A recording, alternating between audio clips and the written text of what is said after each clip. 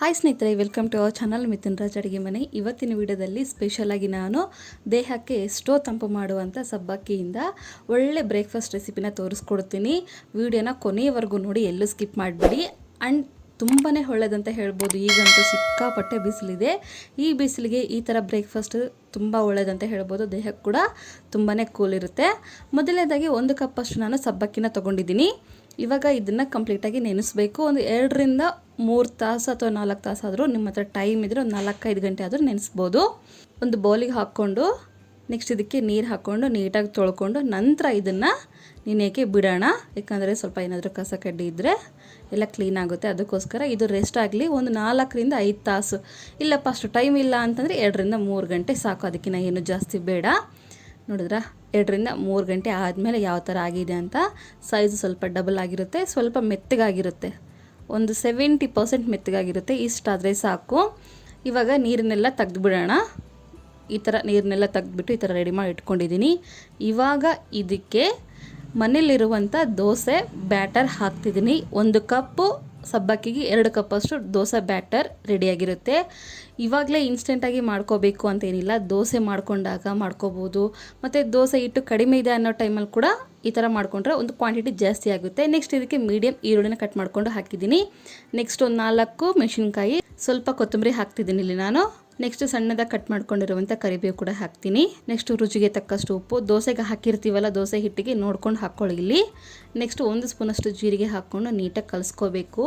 ಈಗಂತೂ ಸಿಕ್ಕಾಪಟ್ಟೆ ಬಿಸಿಲಿದೆ. ಈ ಬಿಸಿಲಿಗೆ ಸಬ್ಬಕ್ಕಿನ ವಾರದಲ್ಲಿ 1 ಸಲ ಆದರೂ ತಿನ್ನಲೇಬೇಕು.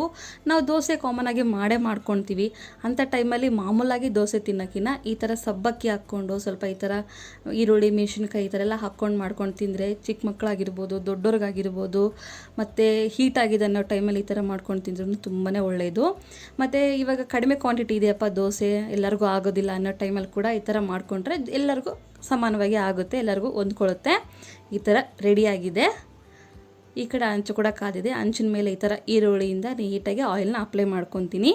ಹಂಚಿನ ಮೇಲೆ ಎಲ್ಲನೂ ನೀಟಾಗಿ ಎಲ್ಲ ಆಯಿಲ್ ಅಪ್ಲೈ ಮಾಡ್ಕೊಂಡ್ಮೇಲೆ ಹಂಚು ಚೆನ್ನಾಗಿ ಕಾದಿರಬೇಕು, ನೆನಪಿರಲಿ. ಸ್ವಲ್ಪ ನೀರನ್ನು ಚಿಮುಕ್ಸ್ಬಿಟ್ಟು ಈ ಥರ ನಾನು ಸೆಟ್ ದೋಸೆ ಅಂತಾರಲ್ಲ ಆ ಥರ ಹಾಕ್ಕೊತಾ ಇದ್ದೀನಿ.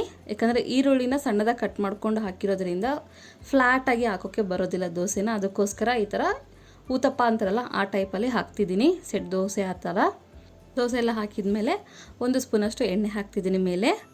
ನೀಟಾಗಿ ಮೀಡಿಯಮ್ ಫ್ಲೇಮಲ್ಲಿ ಇದನ್ನು ಬೇಯಿಸ್ಕೋಬೇಕು ದೋಸೆನ. ನೋಡಿದ್ರೆ ಇದು ರೆಡಿಯಾಗಿದೆ. ಇವಾಗ ಇನ್ನೊಂದು ಕಡೆ ಹಾಕ್ಕೊತೀನಿ, ಇನ್ನೊಂದು ಸೈಡ್ ತಿರುಗಿಸ್ಕೊತೀನಿ. ಇದನ್ನು ನೋಡಿದ್ರೆ ಕಲರು ಮತ್ತು ಟೇಸ್ಟು ಸೂಪರಾಗಿರುತ್ತೆ ಅಂತ ಹೇಳ್ಬೋದು.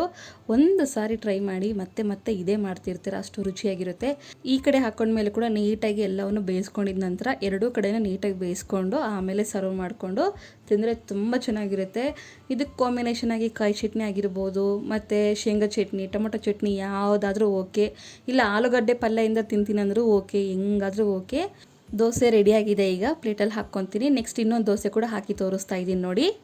ಊತಪ್ಪ ಯಾವ ಥರ ಹಾಕ್ಕೊತೀವಲ್ಲ ಸೇಮ್ ಟು ಸೇಮ್ ಅದೇ ಥರ ಹಾಕ್ಕೊಂಡ್ರೆ ತುಂಬ ಚೆನ್ನಾಗಿರುತ್ತೆ. 1-2 ತಿನ್ನೋರು 4-5 ದೋಸೆ ತಿಂತಾರೆ, ಅಷ್ಟು ಚೆನ್ನಾಗಿರುತ್ತೆ.